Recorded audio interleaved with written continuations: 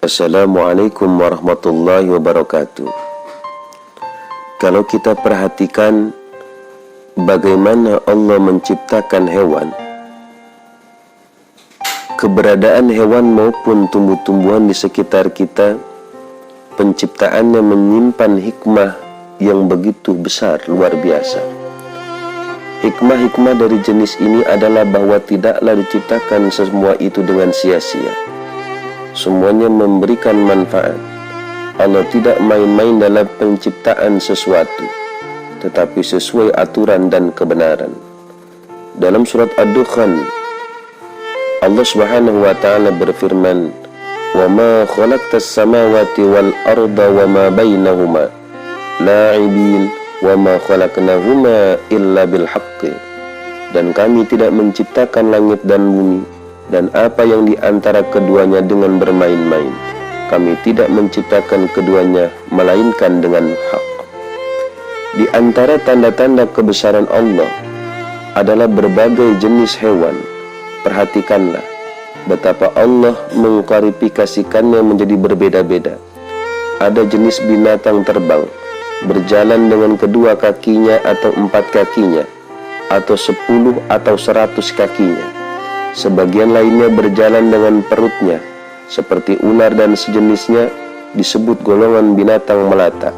Jenis ular pun bermacam-macam dan berbeda-beda pula, baik corak, motif maupun sifatnya. Binatang yang berbulu dari golongan yang bisa terbang lazim disebut burung. Allah menciptakan berbagai macam jenis burung yang tiada terhingga. Kita tidak akan sanggup menghafal namanya satu persatu, apalagi menghafal sifat-sifatnya. Hendaknya kita perhatikan burung yang terbang di udara dengan seksama. Selanjutnya bertafakur, pasti kita akan kagum terhadap keajaiban ciptaan Allah itu. Burung-burung yang terbang di udara, binatang-binatang liar maupun binatang jinak, semua itu sebagai tanda kebesaran penciptaan Allah dan kemampuan yang menentukan serta hikmah yang membentuknya. Semua itu tidaklah diragukan lagi. Bagaimana mungkin yang demikian itu mampu kita selidiki secara detail? Bahkan kita tidak mampu menjelaskan secara mendalam tentang kutu busuk, semut, lebah, atau laba-laba. Padahal binatang-binatang itu termasuk golongan hewan kecil. Perhatikanlah laba-laba yang membangun rumahnya di atas tepi sungai. Bagaimanakah caranya sang laba-laba memulai membangun rumahnya? Mula-mula ia mencari 2 tempat, bisa dari pohon atau ranting. Dari air liurnya keluar benang yang dikaitkan di antara 2 pohon itu. Ia terus bergerak menganyamnya. Ia sibuk pulang pergi dari jaring yang satu ke jaring yang lainnya. Yang sangat ajaib ukuran lubang itu, bentuknya sangat bagus dan sempurna. Ikatannya begitu kokoh. Setelah selesai menganyam jaring-jaring, ia duduk di rumahnya. Ia menunggu terjebaknya binatang kecil. Jika ada lalat atau kepinding yang terjebak di sana, pasti dijadikan makanan oleh laba-laba tersebut. Pada hewan kecil maupun besar terdapat keajaiban-keajaiban yang tidak dapat dihitung.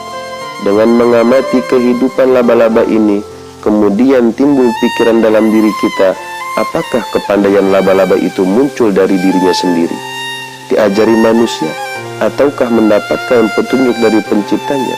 Pikirkanlah betapa laba-laba itu binatang kecil, lemah, dan tak bertenaga dibandingkan gajah atau kuda.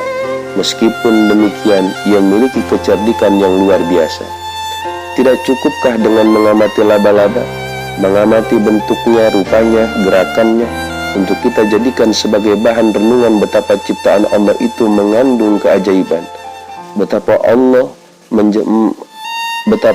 maha menjadikan, maha bijaksana, pencipta yang maha kuasa dan maha mengetahui. Orang yang mempunyai ketajaman mata hati dan melihat hewan seperti itu, timbullah pengakuan terhadap kebesaran pencipta yang maha mengatur, maha agung, sempurna kudrat dan hikmahnya, yang menjadikan akal-akal tak mampu menjangkaunya. Sesungguhnya jenis-jenis binatang, bentuk-bentuknya, kelakuan dan sifat-sifatnya itu tidak terbatas. Kita menjadi tidak kagum terhadap binatang yang sehari-hari kita jumpai, kita menganggap sapi, kerbau, dan kuda adalah sesuatu yang biasa. Kita baru heran manakala melihat hewan yang asing yang sama sekali tidak pernah kita jumpai, meskipun hanya seekor ulat. Kita akan berucap, subhanallah, alangkah mengagumkannya. Padahal manusia adalah binatang yang paling menakjubkan. Tapi mengapa kita tidak pernah merasa kagum terhadap diri sendiri?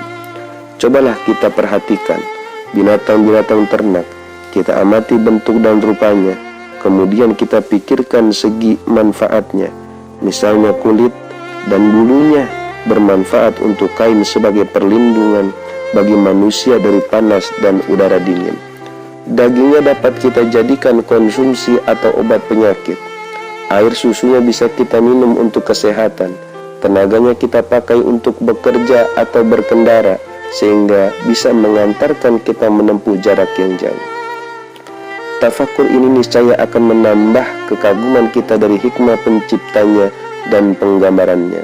Sesungguhnya, Dia tidak menciptakan makhluk kecuali dengan ilmu yang meliputi keseluruhan manfaat, di mana manfaat itu telah direncanakan sebelum sesuatu itu diciptakannya.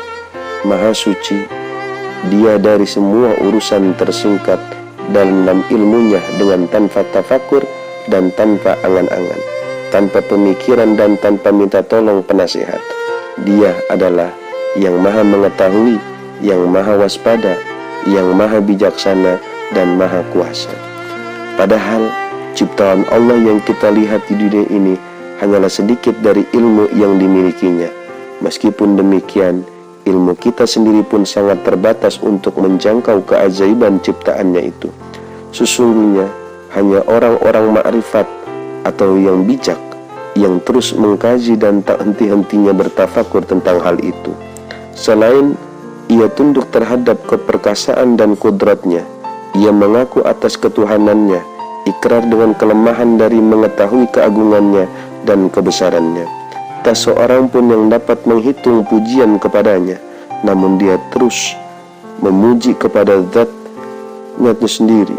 Sesungguhnya akhir dari makrifat atau pengetahuan kebijaksanaan kita adalah pengakuan kelemahan kita terhadap Allah Subhanahu wa Ta'ala.